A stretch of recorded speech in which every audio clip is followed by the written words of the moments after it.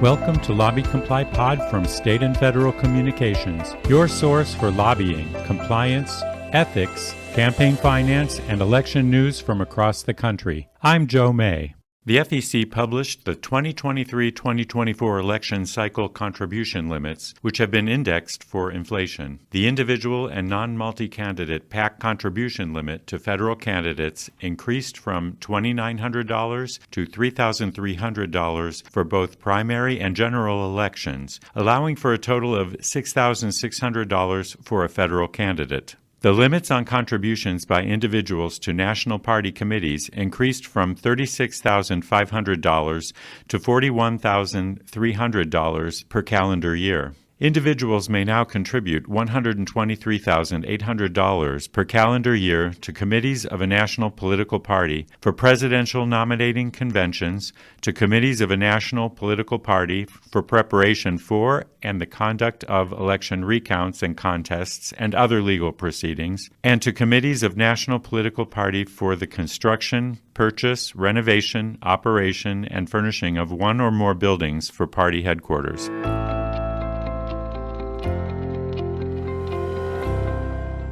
The FEC also published its price index adjustments for expenditure limitations and the federal lobbyist bundling disclosure threshold. The threshold is increased for 2023 from $20,200 to $21,800. This threshold amount is adjusted annually. Federal law requires authorized committees of federal candidates, leadership PACs, and political party committees to disclose contributions bundled by lobbyists and lobbyists' PACs.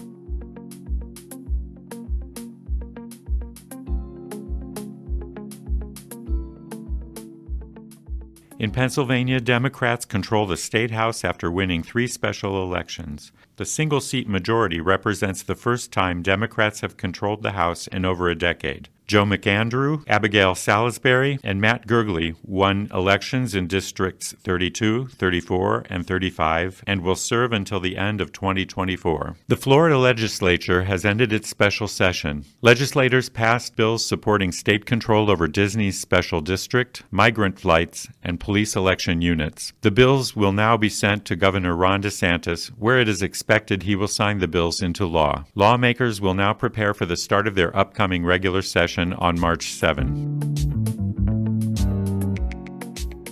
And finally, the Los Angeles Ad Hoc Committee on Governance Reform has recommended the approval of an Ethics Commission report that would change the rules on persons and organizations lobbying the city. The commission have been tasked with overhauling the city's ethics laws. The commission recommended setting a compensation threshold of $5,000 per year that would require a person to register as a lobbyist. The recommendation also included a requirement for lobbyists to identify their positions on matters about which they are lobbying, and lowering the threshold, which triggers disclosures when lobbyists distribute political fundraiser solicitations to 15 or more people. The next step is for the City Council to vote on the Commission's recommendations at their next meeting.